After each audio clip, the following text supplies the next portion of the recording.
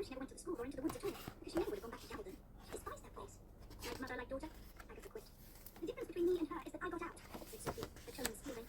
I'll have the grand life she always wanted. I'll have an ever after big enough for the both of us.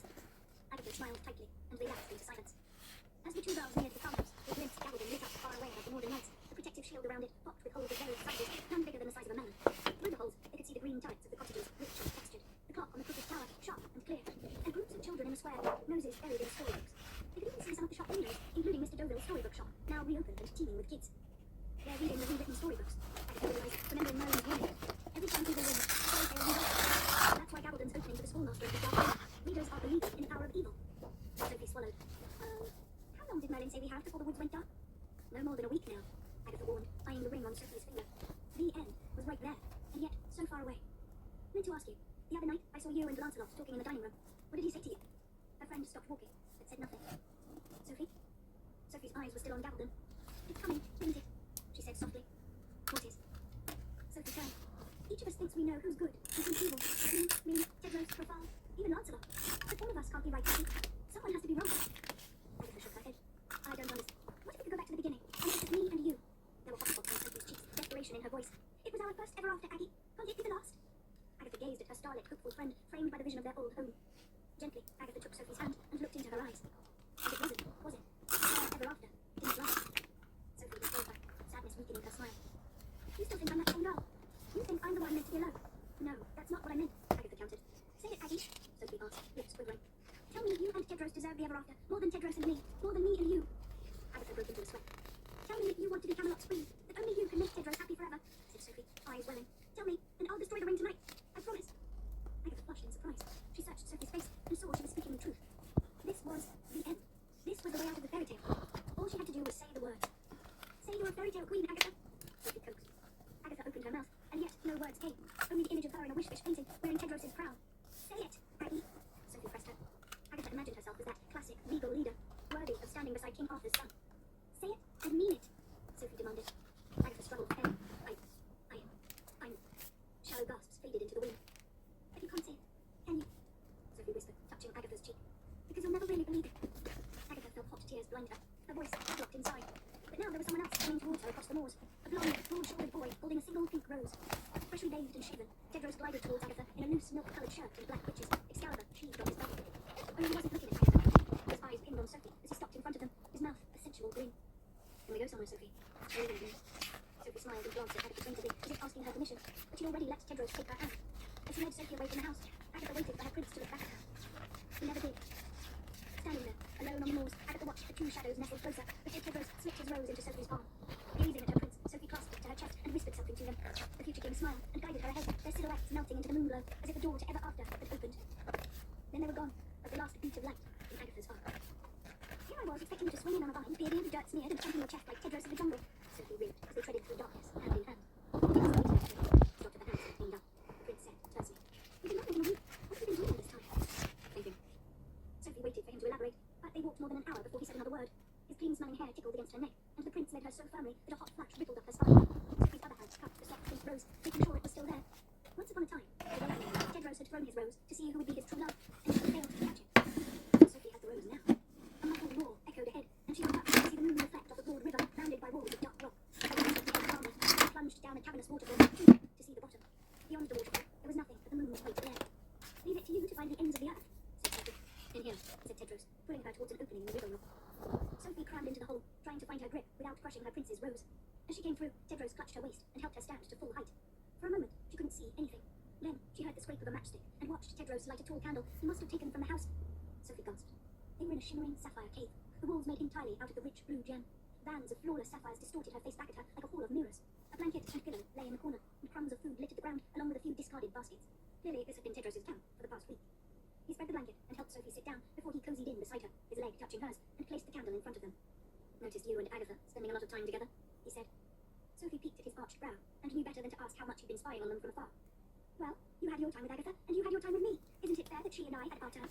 Especially if it's the last time before things change. She gave him a coy look. Tedros nodded, picking up the candle wax. Of course. You were worried about me, Teddy, out there on your own. It must have been overwhelming to be thrown in that house with... I don't want to talk about an old story, Sophie. It's the new story I care about. He turned, his stare piercing. When we were on the trail, you said there were two types of queens. The one who wants to be a queen, and the one who doesn't.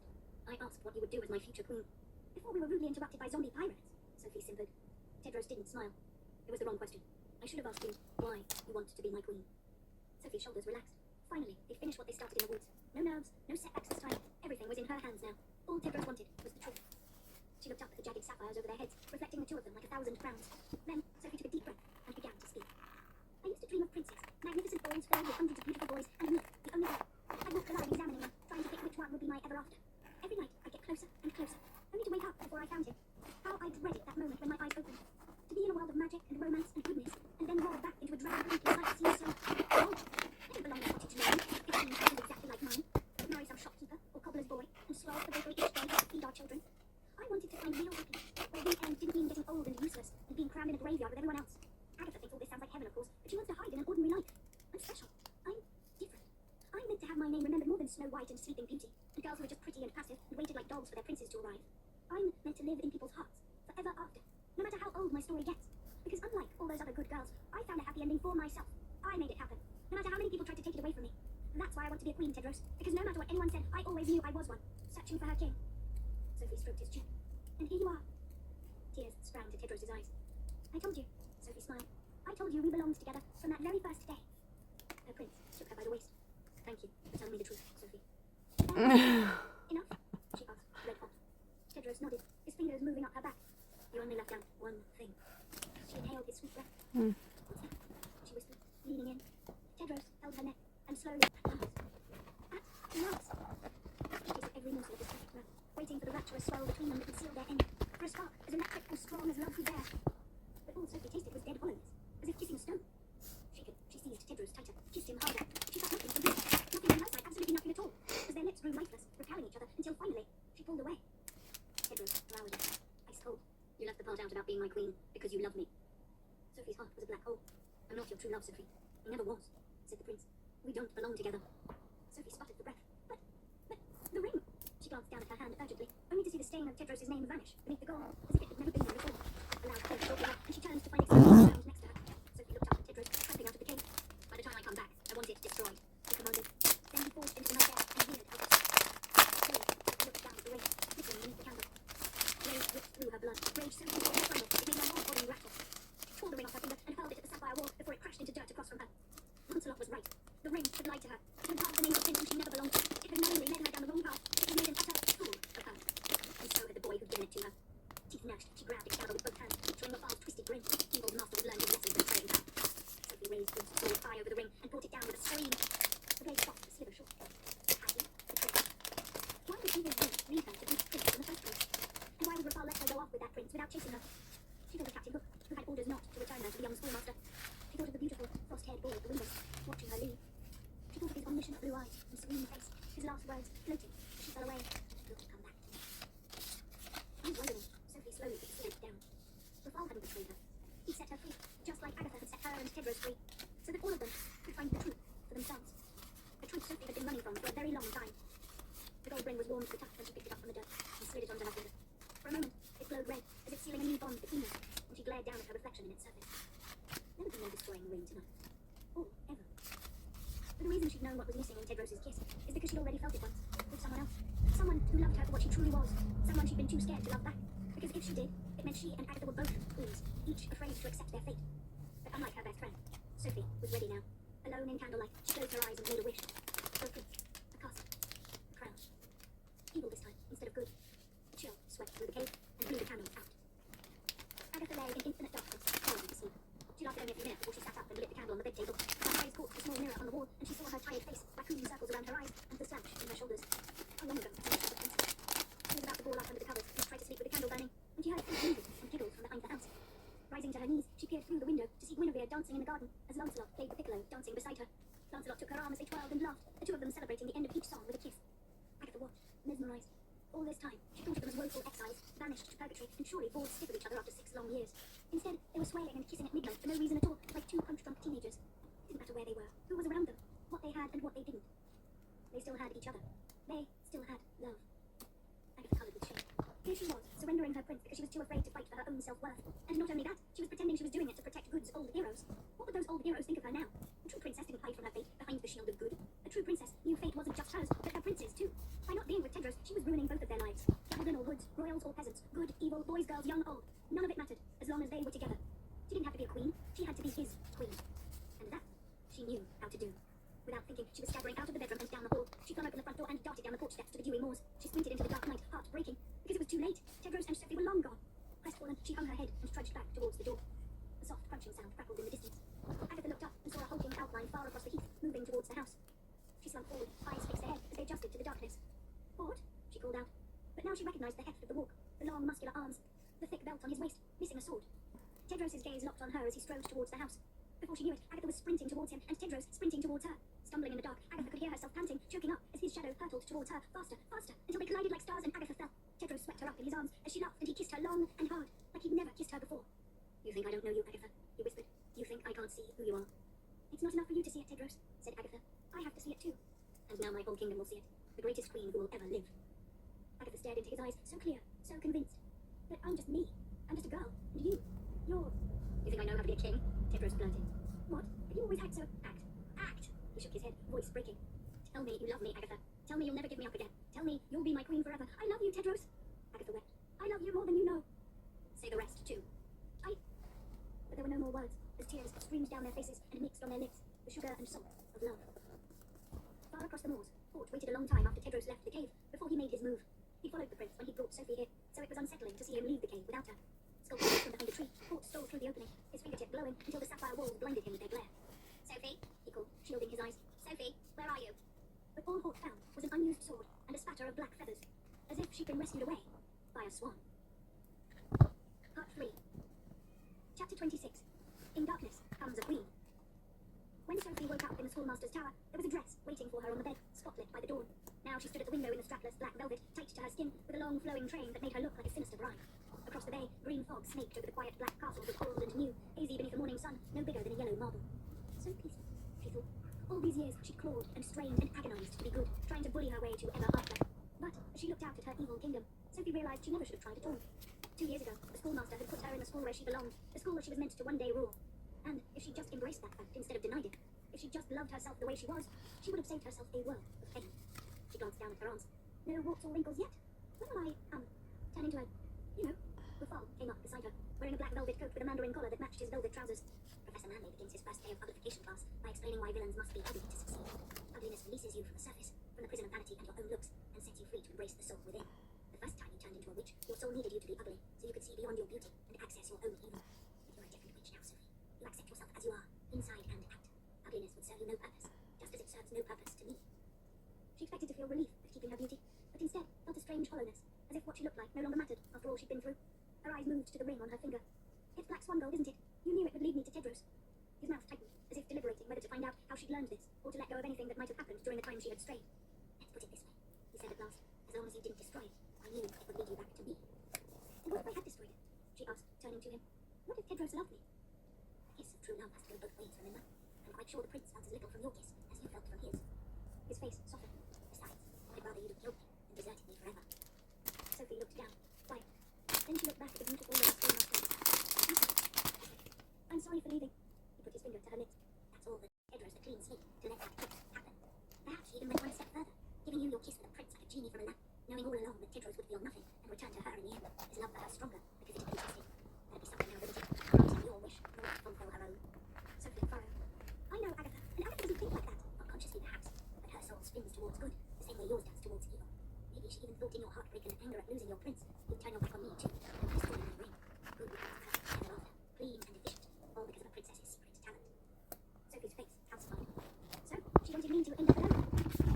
The young schoolmaster smiled, only she hadn't counted on you discovering the difference between me and Prince Tedros of Camelot. Sophie gazed into his wriggling blue eyes. "What's that?" Rafal's hand found her waist, pulling her in, and he pressed his lips to hers. His mouth was delicate yet firm, and from the moment it touched hers, Sophie felt her thoughts go silent, rapturously silent, like a dark bomb had imploded in her head. Then came her heart, rioting between fire and chills, as if it had found its other half. He kissed her before, but this time she kissed him back, harder. And as a breeze blew her hair over both their young faces, in streaks of sun-tinged gold, she knew there was no more guilt, or doubt, or fear, because she'd found love, everlasting love, as beautiful as it was evil. Rafal's lips floated off hers. The difference is to a girl like you, evil feels good, she said. Sophie could hear the story behind them, inking their kiss in a vibrant splash of colour.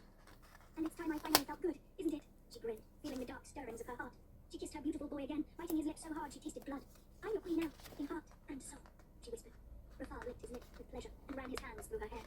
Only one thing still missing. Then. The dress was no accident, it turned out. He'd planned the whole ceremony while she was sleeping. Now Sophie waited outside tall double doors inside the old evil castle, her chest drumming with anticipation. With a baleful creak, the dark wood doors slid open and eerie off-key music began, like a wedding march played backward. She looked up at two black fairies perched on the door, sliding their green stingers across tiny violins. Are you ready? His voice said. She turned to Rafal, his young face framed by a wall of defaced old portraits in the leaky stair room. Yes, she said. His fingers slipped through hers, and he led her through the open doors. Everyone in the theatre of tales stood up as master and queen paraded down the long silver aisle. Once divided into good and evil, the vast torchlit room was now fully devoted to evil, old and new. On one side of the aisle, the dark army of zombie villains walked from crumbling wooden pews, bounded by scorched walls spattered with green mold. Most of the old villains wore crossbone pins over their hearts, except for some of the most famous, including Red Riding Hood's wolf, Cinderella's stepmother, Jack's giant, and Captain Hook, alive despite the bloody sword wound in his chest. Hook flashed Sophie a cheeky smirk, and she stiffened, reminding herself she was his queen, and he could do nothing to hurt her. Crossbones mean they killed their old nemesis and rewritten their storybooks, Rafal whispered, noticing her expression. I see the wizards been hiding the most famous heroes in his so-called league. That's why the shield over your world has yet to fall. They're running out of time. Soon, Merlin and his league will come to us. Sophie felt a hot glow of satisfaction at the thought of those foul old freaks being slain after the way they bullied her in their cave. Readers are believing in the power of evil, my queen, he said. The shield hangs by a thread now. Any one of those famous heroes dead, and readers will surely lose their last faith in good. The shield will break, and then you will seal evil's victory once and for all. How? Sophie whispered back. What do we need in Gavaldon? But Rafal only smiled. Over his shoulder, Sophie glimpsed the other side of the theatre, and her young ever and never classmates who trekked across the bridge from the old good castle and were standing in ivory pews made of polished bone. The last time she saw them, they looked defiant and resentful of their new evil school. Now, all of the young students were gobbling across the aisle at the old villains, finally seeing what the schoolmaster had been hiding in the other school and looking completely scared out of their wits. But joining the two schools wasn't the only thing that had brought the new students into line. Because, as Sophie peered closer, she saw her former classmates had been sectioned into 3 groups. In the front, the tracked leaders with gold swan pins over their hearts and new forest green berets on their heads. Beatrix, Rowan, and Chadwick amongst them. In the middle pews, she spotted Rena, Nicholas, Arachne, and Vex amongst the tracked henchmen with silver swan pins and no hats at all. And behind these sidekicks, to Sophie's astonishment, was the final group, the lowest ranked students with bronze swan pins who'd already begun the process of mogrification. Kiko sniffled back tears, trying to hide limbs covered with white goose feathers. Tarquin snorted through a pig's nose. Millicent itched at the deer antlers growing out of her red hair, and Brone's arms were already sprouting fresh green leaves. Serves them right, Sophie thought, for being hopelessly incompetent.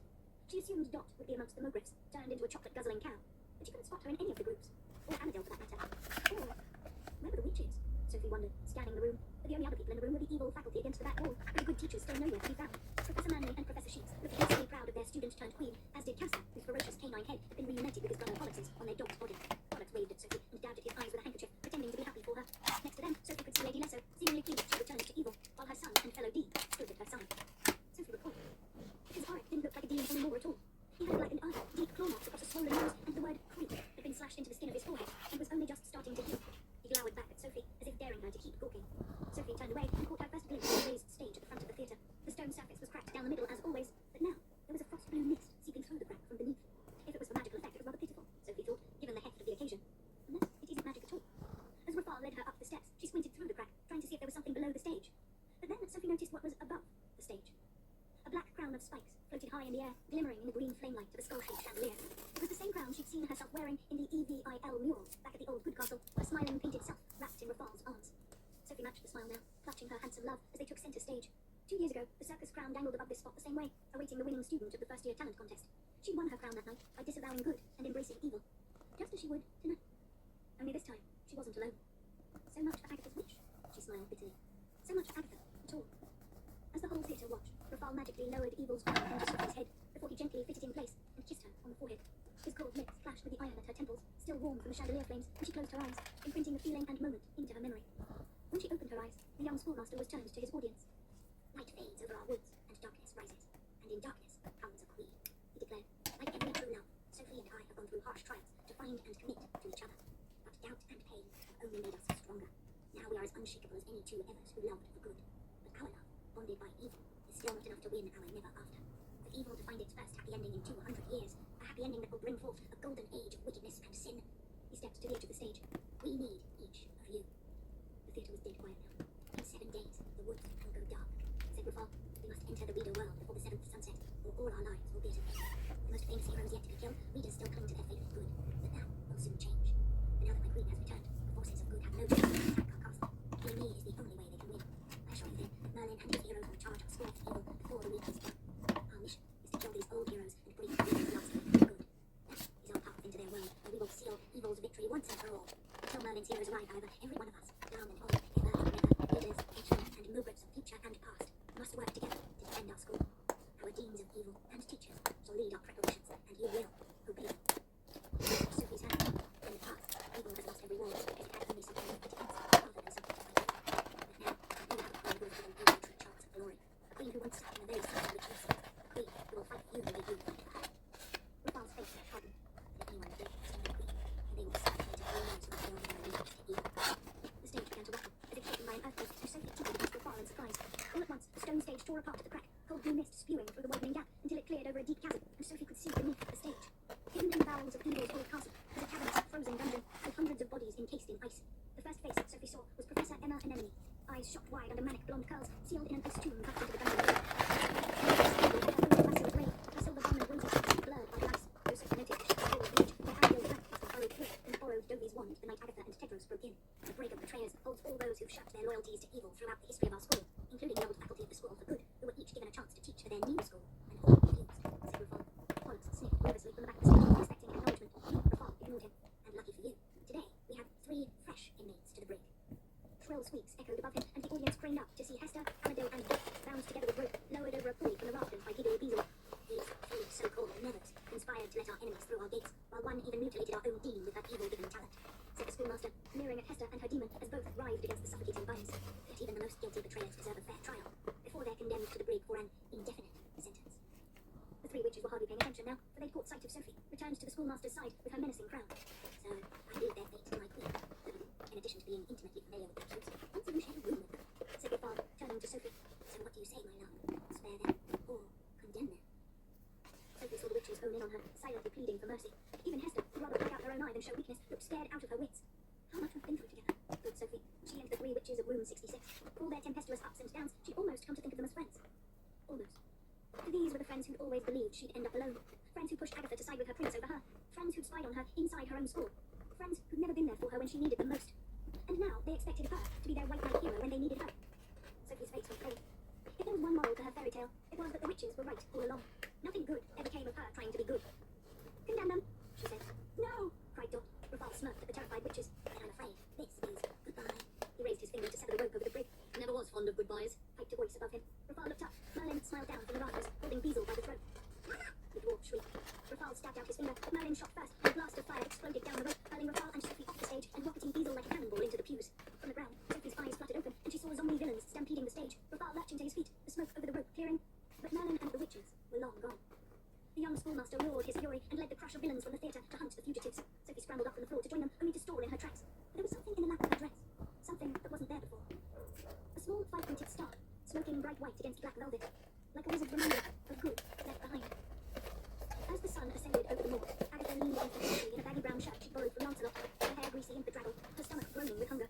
She glanced down at a diadem of silver and diamonds, shimmering from a small wooden box in Guinevere's hands. He glanced at it. It's lovely, but I'm clueless about jewelry, clothes, and anything that involves Well, she said grimly. After being up half the night with Tedros and scabbering a few hours of sleep, the prince's mother had dragged her from the house this morning, insisting she had something to show her. If Agatha had known it'd be about frilly pieces, she would have stayed in bed. It's a bit formal, though, the type of thing you wear to a ball or a wedding, so not exactly practical for gallivanting on the moor. Agatha's voice trailed off. Where out here would Lancelot get silver and diamonds? Did he go spelunking to Denmark, between shoveling all three and taking goats? Half asleep, she peered at the diadem, and its loops of diamonds dangling off the silver circle. She knew it was not that matter. And the closer she looked at it, the more a squeezing feeling rose through her throat, because suddenly, she was sure she'd seen this piece before. In a pond's moonlit reflection, shining light inside a reddish painting. Next to her very own head. Slowly, Agatha raised eyes to Guinevere, who looked regal and imposing despite her weathered face and glowing house dress. This is your... I'm afraid it's yours now, said Guinevere, formal and impractical as it may be. Mine? No, not mine at all, Agatha clicked, backing into a tree. When Lance and I spotted you and Tedros together last night on the moors, I was so cross with myself, Guinevere sighed. I should have known Merlin had an Ainsworth that Christmas, if only from the way you stared at me during supper I thought it wrong. How could I be so dumb? I suppose sometimes it's easier to see the simplest answer instead of the truth. That has always been hard for me. She smiled sternly, holding out the box. But now there will be no more mistakes. Agatha gaped owlishly at the crowd and slipped the box shut. Look, I can't take this. I'm not really yet. I'm not anything yet. I haven't even taken a bath. Good cannot wait any more for its queen, Agatha.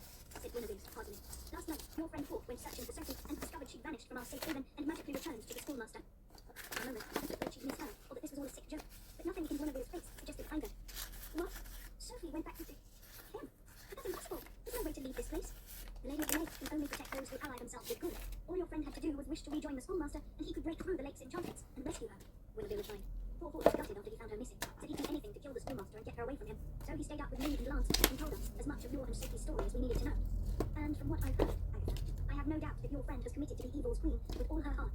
You must take your place as Good's queen with the same resolve and belief, or you and my son will not stand a chance. Agatha said nothing. The words, my son, hanging between them. A long moment passed. Slowly, Agatha's fingers crept into Guinevere's palm and cracked open the wooden box just a sliver. You kept your crown all this time.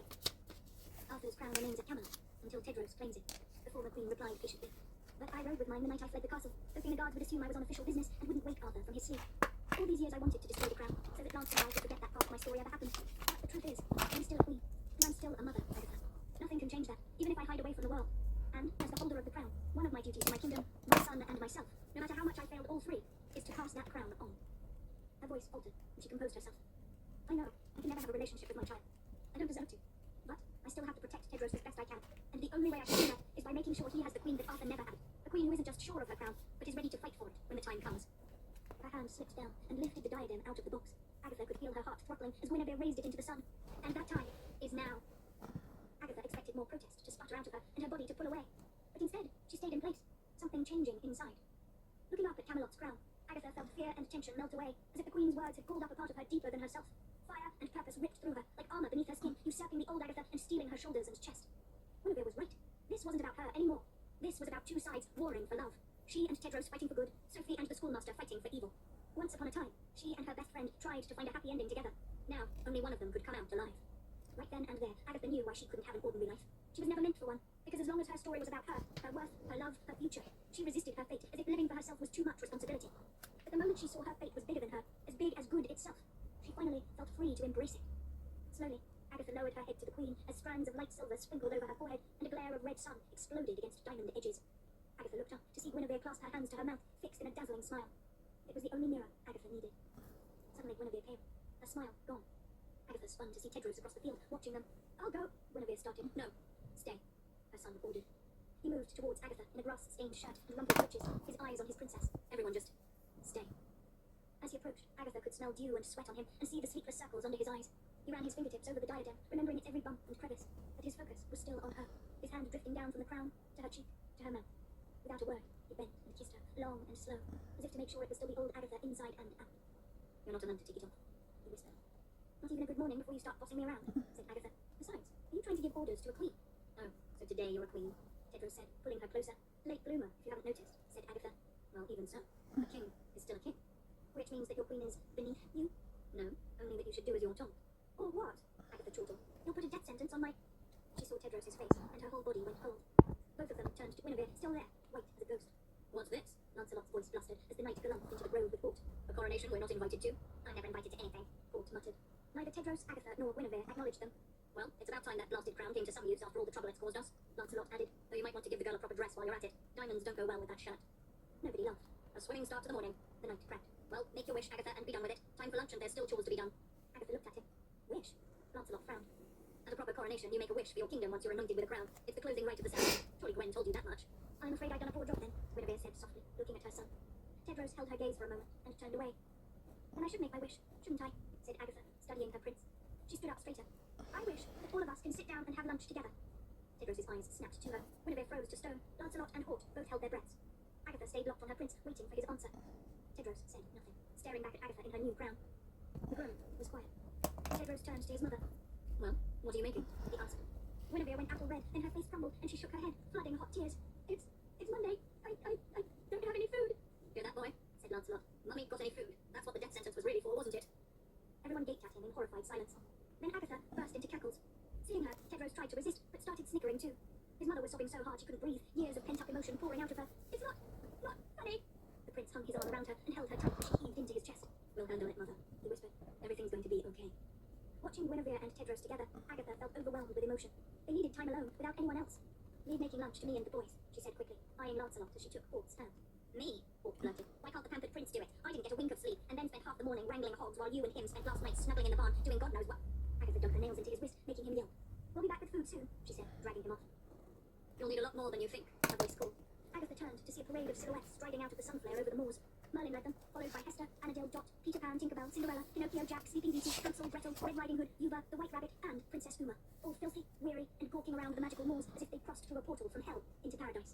"I'll take care of the lunch menu," said Merlin, "though we'll have to endure some grumbling from my hat. He's only just recovered from serving breakfast. But we have a lot to discuss, and there isn't much time." The wizard stopped hard at the sight of Agatha in her crown. So did everyone behind him, a rapt silence overtaking the moors. Merlin smiled, his eyes big and blue. "In darkness comes a queen," he whispered. Slowly, the old man bent down to one knee before Agatha and bowed his head. So did all his charges behind him, young and old. Then Guinevere, Lancelot, Hort, until Tedros gazed at Agatha squarely and sank to his knee too. In that moment, beneath a dying sun, with an army of heroes kneeling before her, Agatha made a second wish. She would be the queen that good needed her to be. "I don't see the big deal," Cinderella mumbled so everyone could hear. "Looks like a giraffe in a granny's crown." But as they all walked towards the house together, the League's heroes sniffling quietly, Agatha could even see a tear in the old princess's eye. Chapter 27. Rebel Hearts. "What if Merlin marshals the Ever Kingdoms against us?" Sophie heard Professor Manley ask. "For the last time, Phineas. Good defense, not attacks. The Ever Kingdoms will not fight us if we do not fight them." Rafal's voice growled. "Besides, they knew better than to risk their people for a few decrepit heroes. This will save them, of course. Once Sophie and I prove that evil can win, we'll destroy the Ever Kingdoms one by one." "And what if more of our students turn out to be spies for good?" asked Professor Sheets. "What if Princess Uma brings an animal army?" pushed Pollux. "If you're worried about our students' ability to fight animals, then I wonder what business you have being a teacher at all," the young schoolmaster fired. "As for spies, Sheba, I believe the threat of imprisonment in the brig will deter any further rebellion." "Because that worked real well tonight," Castor murmured. Sophie wasn't paying attention to them as she inspected the food laid out at the back of Lady Lesso's old frozen classroom. Rafal had promised they'd serve lunch at the faculty meeting, but all she found was a stinking heap of cold mackerel, burnt potatoes, and crusty cheese. She glimpsed her reflection in an iced wall and almost didn't recognize herself. Gone was the panicked, needy girl who chased the prince to Avalon, and in her place, an imperious queen in a spiked crown and maleficent gown. Ever since yesterday's coronation, before famous villains and former classmates standing in homage to their new leader, Sophie had begun to feel like her old self. She glanced down at Merlin's white star, which she buried in her pocket. No doubt he'd left it to make her rethink her allegiance to evil. Instead, it had only recommitted her. Because, like Agatha, that hoary, two-faced wizard had used her all along. He pretended to rescue her because he wanted to see her happy, when he just needed her to destroy her ring. Like Agatha, he didn't care if she ended up alone. She was nothing but a means to an end, a gullible stooge, a cog in Good's wheel. And that didn't seem good to her at all. Oh, what she would have given to see that scheming meddler thrown into the iced dungeons with his stupid cape and infernal hat and doddering quips. Next time, she'd handle stealing prisoners in the brig herself. Her eyes refocused on the pitiful buffet, and she glanced back at the seated teachers, Professor Manley, Professor Sheets, Castor, Pollux, and Lady Lesso, who each had full plates of putrid food. Dean Auric was the only one missing from the gathering. "I say the biggest problem we have is that we crammed all the evil students into the old good school, and those numpty nevers don't know that castle from their own arse," Castor grouched. "Keep locking themselves in closets and falling down secret passageways. How can they protect a school if they don't know where anything is?" "The biggest problem we have is the food," Sophie's voice boomed. Everyone in the room turned. If this is what served at a faculty meeting, to the Queen herself, what are the students enduring? Sophie said, sitting beside Rafal on Lady Lesso's old ice desk. She slipped her arm under his. "Now that I've been crowned, I have the right to make a few changes around here, and you can't very well lead an evil army that's bloated and malnourished, can you, darling?" For a moment, the young schoolmaster looked just as dumbstruck as the teachers. Then, he touched Sophie's cheek. "Of course, my queen." "Lovely," said Sophie. She glared at Pollux. "Do something about the food." Pollux looked as if he'd been pelted with manure. Lady Lesso cleared her throat. "Rafal, you mean master," said Sophie. Lady Lesso's eyes flicked to her. The dean gave her an amused look, as one might give a puppet, claiming to have a mind of its own. "Master," she said, back to Rafal. "I think what the rest of my colleagues are trying to say is that one cannot approach the coming war like an impetuous child. If Hester and Annabelle, two of our best students, turned out to be spies for good, how can we trust the rest to be faithful to our cause? Tracking them into their future groups might sedate their instincts to rebel, but it cannot address their deeper loyalties. When faced with the choice of fighting with us or against us, we cannot predict what many of them will do, particularly those Evers whose families have fought for good their whole lives. And speaking frankly, master, to believe otherwise is to let your new youth impair your judgment." Sophie glared. "Quite sure Rafal and I know more about what young people think than you do, Lady Lesso." "Really?" The dean fixed on her, the amusement gone. "Because all I see is a school full of students who will turn on you the second they get a chance." Sophie held Rafal's arm tighten. He suddenly looked like an unsure teenager instead of an all-powerful sorcerer. How could he let the teachers question him like this? Sophie puffed her chest. "Lady Lesso, I find it offensive that you would impugn our master's leadership. What is it you're proposing, Lady Lesso?" Rafal asked, ignoring his queen. Sophie went quiet. "I propose that you avoid the students fighting for you, at all," said Lady Lesso. "Take the old villains into the woods and ambush Merlin's forces before they reach our gates. Let the Dark Army finish them off before they ever get to school. The students will remain barricaded until we're in our control."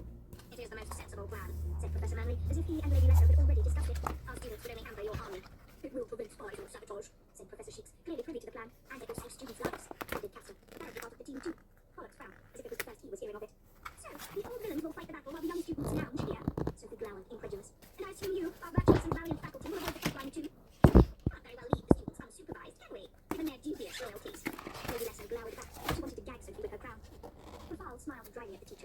This isn't about loyalties at all, is it? You don't think you'll win. Now that I have the youth on my side, you think I might lose this war. Youth also brings with it reckless optimism and a willingness to risk the lives of fellow youth, neither of which are useful in war, said Lady Lesso. A war where half your own forces may not be on your side. Rafal held her eyes, but Sophie could see he was questioning himself even more now. She wanted him to punish Lady Lesso, to show his full strength as evil's leader. The young master picked at his collar and looked away dismissively. I'm afraid you've wasted your breath, Lady Lesso. Truth is, I'd already decided upon leaving the students at school before you ever mentioned it. I'll bet, Castor mumbled. Sophie touched Rafal's waist. Leaving the students behind, darling. You sure? The door crashed open, and Auric stormed in. I can't believe you let them get away after what that demon skin wench did to me. Auric fumed. The creep slashed into his forehead, glowing blood red. Told you we should have gutted them and served them in neat pies at supper. Because that would surely inspire loyalty from their fellow students. Lady Lesso scorned. You think the young schoolmaster should replace our entire faculty with hot-headed teenage boys. You could rename the towers rashness, arrogance, and thuggery. Auric shoved his face in hers and grabbed her by the throat. You think because you scared that demon off me you can talk to me like that? You think because you called a few teachers to help your wounded little boy, all is forgiven? He smiled, spit flying. Well, I blame you for that witch spy attacking me in the first place. You taught her these past 2 years, so clearly something went wrong in her education if she attacks her own dean. Auric squeezed her neck harder. But you're the old dean, and I'm the new mother. Which means when you're out, I'm in, and this school goes my way. And trust me when I say you'll be out sooner than you think. Lady Lesso gurgled for breath. I'd prefer you kill your mother after the war is over, said Rafal. Sophie noticed his tone was dead serious. Auric sensed this too, but he smirked at his mother and whispered in her ear, and before I kill you, I'll kill your old fairy godmother friend too. Dovey, is it? I'll tear out her heart with my bare hands and make you watch. He released her quickly and pulled back. Of course, schoolmaster. Please go on. Lady Lesso showed no emotion, but when her son turned to his seat, Sophie saw her eyes flicker with terror, and her hand brushed the marks that left on her throat. Then our plan for war is set. Rafal resumed. Once Merlin and his heroes approach, the old villains will ambush them in the woods, while the young students defend the castle under the teacher's supervision. You will not tell the young students they're staying behind in the war, of course. For the next week, they will train rigorously for combat, alongside the old villains. This will ensure they're prepared in case any of Merlin's heroes make it past the dark armor onto school grounds. As to who will be trained leader of both wars, me, Auric, and Lady Lesso both spouted. Rafal ignored Lady Lesso and began to nod at Auric. I forgot your idea, said Sophie. Rafal, Auric, and the rest of the faculty all turned to her. I hope it's as good an idea as the old one, Castor muttered, drawing slippers. How dare you? Sophie hissed. The room went still. I am your queen, said Sophie, slinking towards the teachers. Not a student, not a teacher, but a master of both. Just like the young master who sits in front of you, and yet you continue to disrespect. No wonder our students get their loyalties to evil when they have old, bitter teachers who see no value in you, or a young dean who can't even protect himself. She leered at Auric as she circled the teachers like a shark. But that will change, starting today, because now they have me. When I was first appointed as a teacher, I resisted it. In my heart, I still felt I was supposed to be good. That's what leaders like me are taught, after all. Never lose your faith in good, no matter how lost you are. And yet, the good towers may once have been named valor, honor, purity, and charity. But when I was lost,